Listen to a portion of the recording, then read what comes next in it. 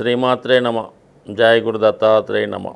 ఈ వీడియోలో మనం 26వ తారీఖు మే నెల నుంచి 1వ తారీఖు జూన్ నెల మధ్యలో జరగబోయే వార ఫలాలు మకర రాశి వారికి ఏ విధంగా ఉండబోతున్నాయి అన్న విషయాన్ని మనం ఈ వీడియోలో పరిశీలించే ప్రయత్నం చేద్దాం. ఒక విధంగా మకర రాశి వారికి ప్రస్తుతం జరుగుతున్నటువంటి ఏలినాటి శని నుంచి కొంత రిలీఫ్ రావడం లభించింది. శని భగవానుడు ప్రస్తుతం మీకు 3వ స్థానంలో ఉంటూ నెమ్మదిగా శతభిష నక్షత్రాన్ని దాటి పూర్వభాద్ర నక్షత్రం మీదకి రావడం జరిగింది. సో అంటే గురువు యొక్క నక్షత్రం మీదకి రావడం వల్ల ఒక విధంగా ఒక గురు కర్మ యోగం అనే అద్భుత యోగాన్ని ఈ రాశి వారికి ఏర్పడడం జరిగింది. అందరూ అనుకున్న విధంగా ఏలినాటి శని వెళ్ళిపోయే ముందు మంచి చేస్తాడు అన్న దానికి పెర్ఫెక్ట్ ఉదాహరణగా ప్రస్తుతం మీకు ఉద్యోగ సంబంధించిన విషయాల్లో చాలా గొప్ప మార్పు, అభివృద్ధి ఈ సమయంలో వచ్చే అవకాశం ఉన్నది. నిదానంగా మీరు ప్రయత్నం చేస్తే 100% మీకు అతి త్వరలో ఉద్యోగానికి సంబంధించినవి, అభివృద్ధికి సంబంధించిన విషయాలు, గతంలో పోగొట్టుకున్నవి నెమ్మదిగా తిరిగి సంపాదించుకునే సమయం స్టార్ట్ అయింది అనుకోవచ్చు. ఇక బుధగ్రహం 4వ స్థానంలో సంచరిస్తూ ఒక విధంగా భాగ్యాధిపతి 4వ స్థానంలో ఉన్నప్పుడు గృహంలో ఒక విధమైనటువంటి పండగ వాతావరణం, సందడి నెలకొనే అవకాశం ఉన్నది. స్థిరాస్తులు, భూములు సంబంధించిన విషయాల్లో సమస్యలు సాల్వ్ అవ్వడం, ఆర్థికపరమైన సమస్యల నుంచి బయటపడే విధంగా మీకు ఒక సోర్స్ కనబడుతూ ఉంటుంది. అంటే ఆ కారణం ద్వారా మీరు ధనాన్ని ఎక్వైర్ చేసి ప్రస్తుతం మీకు ఉన్నటువంటి ఆర్థిక సమస్యల నుంచి బయటపడవచ్చు. లేదా కొత్త ఉపాధి అవకాశాలు ఏర్పడడం కానీ, లేదా చాలా కాలంగా మీ స్థిరాస్తి మీద ఉన్నటువంటి ఇబ్బందులు, చికాకులు తొలగడం, లేదంటే ఏదైనా బ్యాంక్ రుణంలో మీ యొక్క స్థిరాస్తి ఉంటే దాన్ని కంప్లీట్గా ఎవరో ఒకరి సహకారంతో ఆ లోన్ క్లియర్ చేసి మళ్ళీ ఫ్రెష్గా అది మీ యొక్క కొత్తగా మనీ సోర్స్ కోసమో, వ్యాపార అవసరాల కోసమో ఉపయోగించుకునే అవకాశం ఉంది. లేదా మీ పిల్లల చదువు కోసం ఈ విధంగా ఒక కొత్త మార్గం ద్వారా మరి ధనం రావడం జరుగుతుంది కొంత ఫ్రెష్గా. ఇది కూడా అనుకూలంగా ఉంది. 3వ స్థానంలో కుజరాహులు ఉండడం వల్ల చాలా విషయాల్లో సామరస్యం లేక తొందరపడకుండా నిదానంగా ముందుకు వెళ్ళడం మంచిది.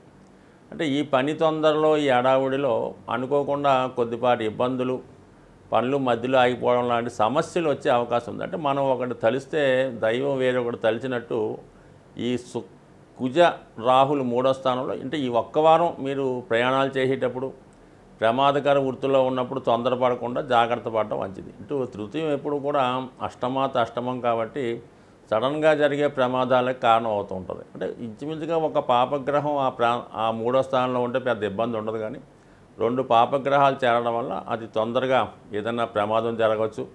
లేదంటే దగ్గర వాళ్ళ వల్లే మీకు ఏదైనా అపవాదో, ఒక వెన్నుపోటో, ఒక మైనస్సో ఏదో ఇబ్బంది కలిగే అవకాశం ఉంది. అంటే మీరు ఏదైనా ప్రయత్నం చేస్తుంటే మీ దగ్గర వారే దానికి అడ్డుకోవడం, ఇలా చేయడానికి కుదరదని చెప్పడం, ఏదో మీకు ఉన్నటువంటి జాయింట్ వ్యవహారం, జాయింట్ ఆస్తిలో ఏదో అప్పో ఏదో తెచ్చి అభివృద్ధి చెందామంటే దానికి మిగతా బ్రదర్స్ ఒప్పుకోకపోవడం, ఇలాంటి చికాకులు జరిగే సూచనలు ఉన్నాయి. కాబట్టి తొందరపడకుండా అందరితో కన్వీనియంట్గా వెళ్తే ఈ వారం తర్వాత ఇంకా బెటర్గా ఉంటుంది. బట్ ఈ వారం కూడా జాగ్రత్తగా నిదానంగా సాల్వ్ చేసుకోవడం.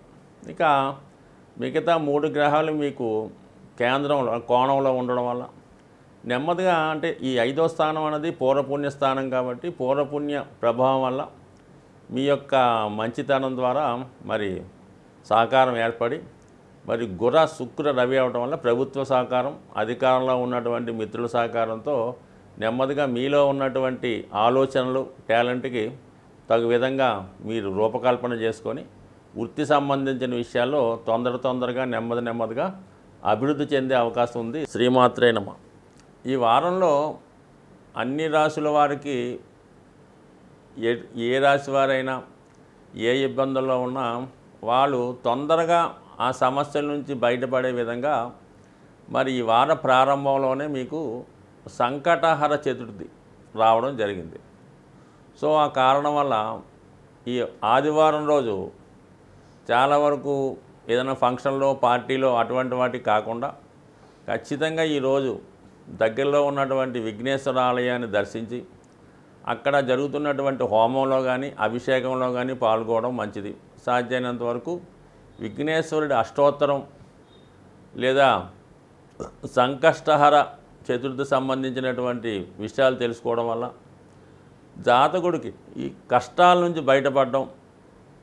అయితే విఘ్నేశ్వరుని పూజించడం వలన ప్రారంభించిన పనులు నిర్విఘ్నంగా సాగుతుంటాయి. కాబట్టి ఖచ్చితంగా మరి ఈ వారం మొదటి రోజు వచ్చే ఈ విఘ్నేశ్వరుడు సంబంధించినటువంటి పూజలో పాల్గొనడం వల్ల కంపల్సరిగా ఈ ప్రభావం మీకు ఈ నెలంతా చాలా శుభంగా ఉండే అవకాశం ఉంది. సో అలాగే ఎవరైతే విజయాన్ని కోరుకుంటున్నారో, అలాగే ఈ విద్యార్థులు ముఖ్యంగా కాలేజీలో ఉన్నత సీటు కొరకు కాంపిటేటివ్ ఎగ్జామ్లో విజయం కొరకు ఆశిస్తున్నారో వాళ్ళు ఈ జూన్ 1వ తారీఖున వచ్చినటువంటి హనుమత్ జయంతి రోజు ఖచ్చితంగా మరి హనుమాన్ టెంపుల్ దర్శించడం, ఆ రోజు స్వామిని సింధూరంతో కానీ తమలపాకులతో కానీ పూజ చేయడం వల్ల కంపల్సరీగా మీ యొక్క విజయం లభించే అవకాశం ఉంది. అది వీల్లేని వారు ఇంటి దగ్గరే శుభ్రంగా తలస్నానం చేసి మరి హనుమాన్ని విధి విధానంగా మీ తోచిన విధంగా పూజ చేసుకొని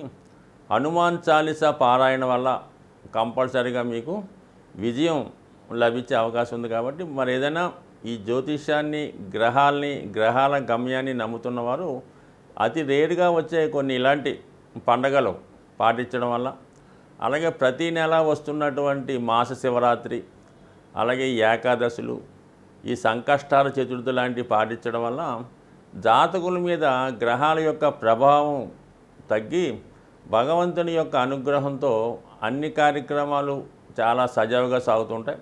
అసలు మీకు జాతకాలు, ఈ జ్యోతిష్యం, ఈ వారఫలాలు మాసఫలాలతో పని లేకుండా ప్రతి పని కూడా విజయవంతంగా వెళ్ళాలంటే మీరు కంపల్సరిగా ఆ పర్వదినాల్లో ఆ నెలలో వచ్చే పండుగలు ఎంతో కొంత మీరు చేసుకోవడం వల్ల ఖచ్చితంగా మీ యొక్క లైఫ్ సజావుగా హ్యాపీగా సాగే అవకాశం ఉంటుంది. స్వస్తి.